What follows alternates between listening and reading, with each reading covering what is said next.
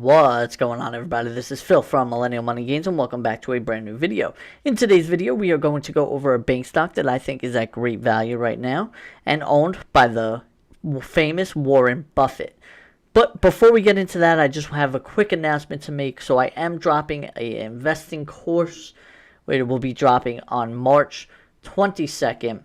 So make sure you guys are subscribed to the channel. This will be a free course. It will be right here on YouTube. The first part of it will be dropped on March 22nd. This is going to be a ton of value and just a ton of information. So make sure you guys are subscribed and hit that notification bell so that way you know when it does come out. This is all going to be free. There are going to be multiple parts to this, so make sure you are subscribed to the channel. But now let's hop right into the video. So Bank of America Corporation, ticker symbol is BAC.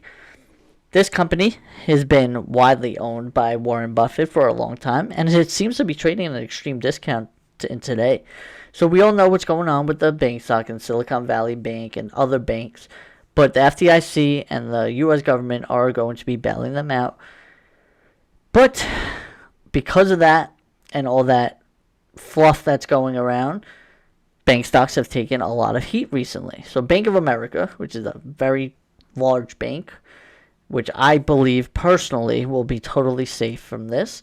Obviously, stock price may not be so safe because we are going to see, I think, a bit more pain from banks. So stock price might not be safe, but it is trading at a pretty nice discount right now. So let's take a look.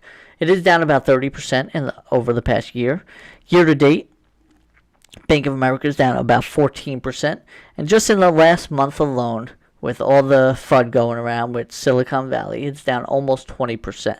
So let's go take a look at their dividend stats. Bank of America has a dividend yield of 3.09% at these current prices. They have a payout ratio of pretty low of under 27%. They have a forward annual payout of 88 cents per share and a 5-year dividend growth rate of 14.87 and they have dividend growth for the past 9 years. They do pay a quarterly dividend in the amount of 22 cents per share. And the next dividend they will be paying out is at the end of this month on March 31st. Let's take a look at what Seeking Alpha grades their dividend growth. So they give it a B for 1-year dividend growth for 10.26% in the past year, compared with the sector median of 7.32%, which is about 40% higher.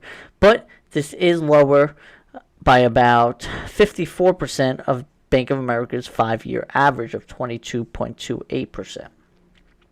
Let's take a look at their dividend growth over the last 10 years, which is 36.06%, which is just absolutely outstanding, compared to the sector median of 7.72%, which is about 367% more, and it's about 115% more than Bank of America's 5-year average of 16.77%. So in the last 10 years, they have seen ridiculous dividend growth, and I don't see any signs of this slowing down too much. It may slow down slightly because this number is hard to sustain, but overall, I don't see it slowing down that much. Let's go over to dividend safety. Seeking Alpha does not give this one a grade. So the dividend payout ratio, as we went over, is about 27%, which is about 20% lower than the sector median and about 2% higher than their 5-year average. So not too bad there also. And let's just hop over to dividend history. So they do have 9 years of consecutive dividend growth and 23 years of consecutive dividend payments. Both are much higher than the sector median. And let's just take a look at their last 10 years of dividend history.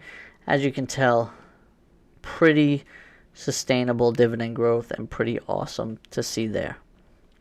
Let's hop right over to their financials and take a look at their income and their balance sheet.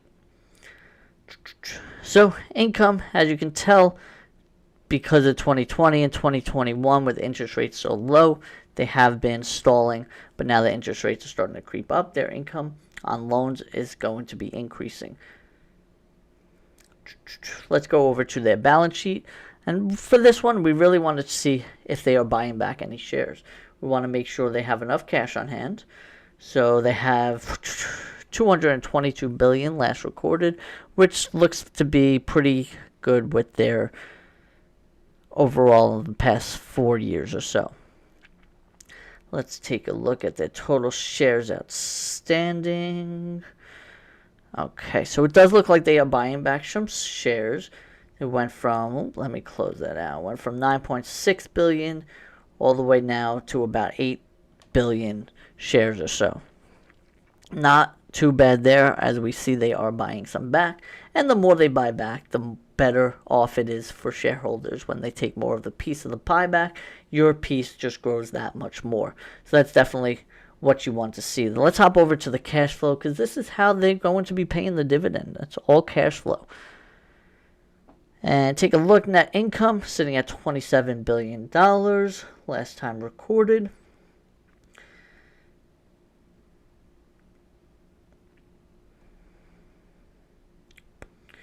And let's take a look here. Cash financing, it's been negative.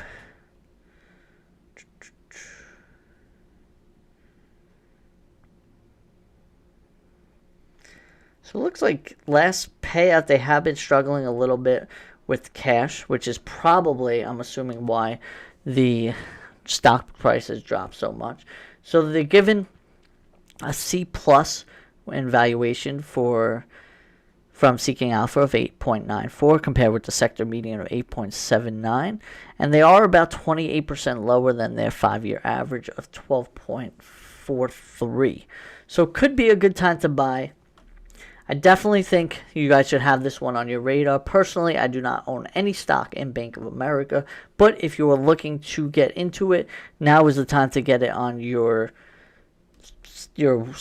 watch list and just take a look and see exactly when you could start purchasing these shares. Average cost your way in. Maybe if you want to wait for the dust to settle a little bit with everything going on with Silicon Valley and just see how this plays out. See what Powell says in regards to all the other banks and how much pain they're going to be in, because there could be a potential amount of pain. CPI did come out today and sitting at 6%, which is as expected. Did come in a little lower than last month's year over year, but we are still in for a lot of pain, in my opinion. So just make sure you guys are prepared for it.